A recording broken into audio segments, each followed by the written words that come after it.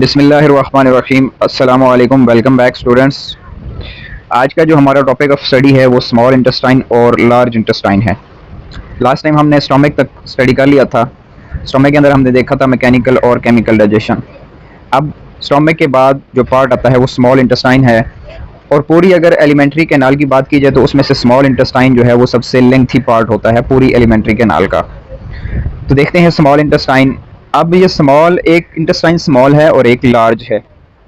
इन दोनों में फ़र्क क्या है? स्मॉल और लार्ज क्यों कहते हैं? स्मॉल इंटेस्टाइन इसलिए कहते हैं कि इसका डायामीटर कम होता है बनिस्बत लार्ज इंटेस्टाइन के, लेकिन स्मॉल इंटेस्टाइन की जो लेंथ होती है वो लार्ज इंटेस्टाइन के मुकाबले में ज़्यादा होती है। तो डायामीटर की बुनियाद पे जो है इसको स्मॉल कहा गया है। तो देखते हैं कि स्मॉल इंटेस्टाइन में क्या हो रहा होता है। अब ये राइट साइड पे आप देख रहे होंगे डायग्राम ब्राउन सी, ये स्मॉल इंटेस्टाइन की ही डायग्राम है, जिसके अंदर दो किस्म के मसल्स होते हैं, लॉन्गिट्यूडनल और सर्कुलर। और ये मसल्स भी इसी वजह से प्रेजेंट होते हैं कि इनका काम होता है फूड को मिक्स करना, डाइजेस्ट करना। स्टार्ट करते हैं। The small intestine is a long coil tube. Small intestine एक लॉन्ग होती है और कॉइल ट्यूब है। कॉइल मीन्स के इस तरह से जो है ये बहुत ज़्यादा कॉइलिंग की फॉर्म में जो है वो अंदर पड़ी हुई होती है। तो ये सेंटर में आप देख रहे होंगे, ये कॉइलिंग की फॉर्म में जो है वो डाइजेस्टिव सिस्टम के अंदर पड़ी होती है, या ये जो पेट वाला रीजन होता है एब्डोमिनल, वहाँ पे प्रेजेंट होती है। Digestion of all food is completed in the small intestine.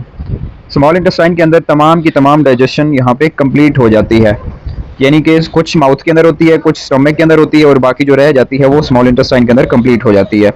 As the food is pushed from the stomach into the small intestine, bile is squirted onto it. जो ही फूड जो है वो स्टोमक से small intestine के अंदर आती है, bile जो होता है वो इसके ऊपर गिरता है, या स्क्वर्टेड का मतलब होता है छींटे पड़ना, यानी बाइल जो है वो उसके ऊपर उसके छींटे पड़ते हैं। बाइल एक किस्म का लिक्विड होता है जो लीवर से, जिगर से जो है वो बन के आ रहा होता है और स्मॉल इंटेस्टाइन में आके गिरता है। और ये काम क्या करता है? फूड के अंदर जितने भी फैट्स होते हैं, जितने भी चर्बी होती है, उसको हजम करता है ये। Bile is produced by the liver and is stored in the gallbladder until it is needed. Bile जो है ये बन के आता है लीवर से और स्टोर कहाँ पे होता है? गाल ब्लैडर के अंदर। लीवर कहते हैं जिगर को और गाल ब्लैडर कहते हैं पित्ते को। पित्ते के अंदर जो है वो ये ग्रीन कलर सा होता है, मतलब ग्रीन रेड सा कलर होता है इसका। तो ये जहर ये होता है एक किस्म का, ठीक है, नॉर्मली, लेकिन वहाँ पे चूंकि ये प्रोटेक्टेड होता है तो इस वजह से नुकसान नहीं पहुँचाता। तो लीवर के अंदर बनता है और गाल ब्लैडर के अंदर स्टोर हो जाता है, फिर वहाँ से स्मॉल इंटेस्टाइन के अंदर आता है तो डाइजेशन करता है। Enzymes from the walls of small intestine and pancreas are also mixed into the food mixture to help its absorption.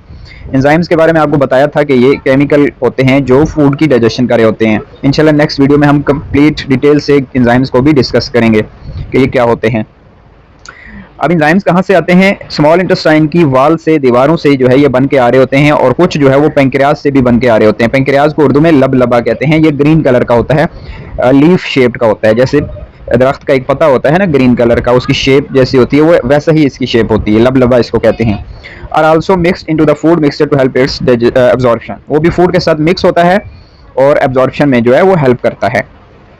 The walls of the small intestine are not smooth but velvet-like due to millions of tiny finger-like projections called villi. अंदरूनी तौर पर अंदर की तरफ से देखें तो small intestine की जो दीवार होती है वो स्मूथ नहीं होती, बिल्कुल सीधी प्लेन नहीं होती, बल्कि वेलवेट लाइक होती है। जैसे वेलवेट के छोटे छोटे बाल जो है वो उभरे होते हैं, बिल्कुल वैसे ही इसके अंदर भी एक बालों की तरह से फिंगर लाइक स्ट्रक्चर्स होती हैं जिनको विलाई कहते हैं।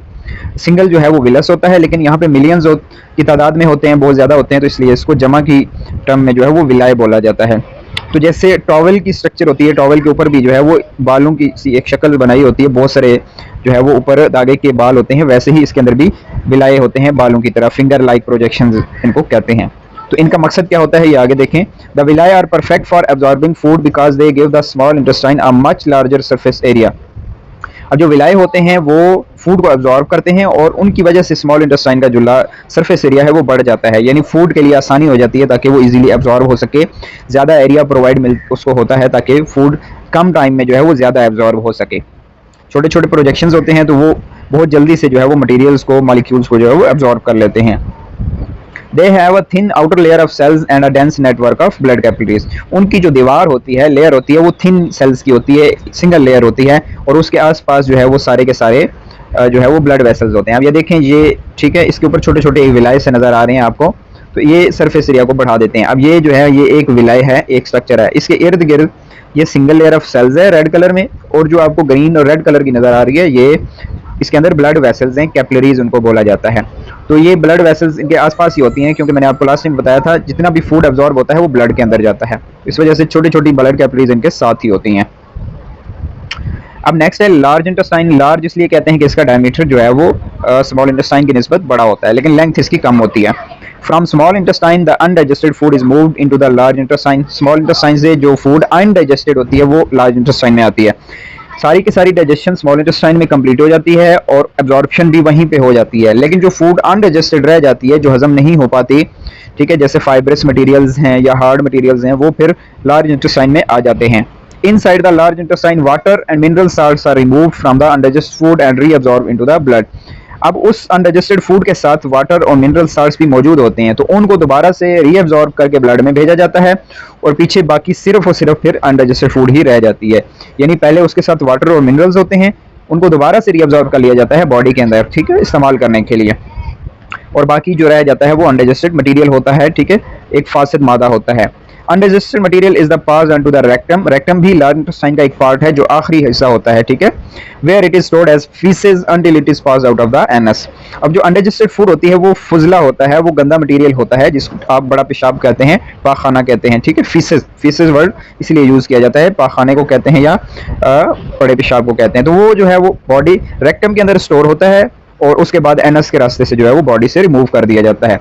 About 2/3 of the faeces is water and the rest is largely organic solids. अब उस फीसेस के अंदर, ठीक है, ज्यादा थोड़ा सा पानी भी होता है और बाकी ज्यादा जो है वो उसमें ऑर्गेनिक सॉलिड्स होते हैं, ठीक है। पानी इसलिए उसके अंदर मौजूद होता है ताकि वो बॉडी से इजीली जो है वो रिमूव हो सके, वहां से खारिज हो सके। अगर पानी इसके अंदर मौजूद ना होता तो इसके लिए हार्डली मुश्किल होता है कि उसको बॉडी से रिमूव कर लिया जाए, उसके अंदर पानी की मिकदार जो है वो कुछ ना कुछ बाकी रहती है। तो ये था स्टूडेंट्स स्मॉल और लार्ज इंटेस्टाइन। इंशाल्लाह नेक्स्ट जो है वो हम एंजाइम्स को जो है वो डिस्कस करेंगे।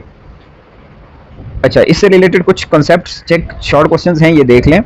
सिंपल से आंसर है इनका, वन वर्ड आंसर है, which structure absorb digested food particles into the blood stream. तो स्मॉल इंटेस्टाइन जो है वो इसका आंसर है, वो एब्जॉर्ब करती है। Which structure absorb excess of water. Large intestine, उसका काम होता है कि वो एक्सेस ऑफ वाटर को एब्जॉर्ब करती है। Which structure releases pancreatic juice. तो पैंक्रियाज जो है वो पैंक्रियाटिक जूस को रिलीज करता है। Which structure connects mouth to the stomach. Oesophagus, जिसको आपने गुलेट भी कहा था, वो माउथ को स्टोमिक के साथ कनेक्ट करती है, यानी एक ट्यूब लाइक स्ट्रक्चर होती है ना, दोनों के बीच में होती है। लास्ट क्वेश्चन है, what is the alimentary canal. Alimentary canal मैंने आपको लास्ट टाइम भी बताया था, from mouth to the anus, जो एक ट्यूब लाइक स्ट्रक्चर है उसको हम एलिमेंट्री कैनाल कहते हैं। इंशाल्लाह इसके जो आंसर्स हैं वो आपको मिल जाएंगे। होपफुली आपको क्लियर हो गया होगा स्टूडेंट्स। अगर आपको कोई क्वेश्चन हुआ तो आप कमेंट सेक्शन में पूछ सकते हैं। थैंक यू, अल्लाह हाफिज़।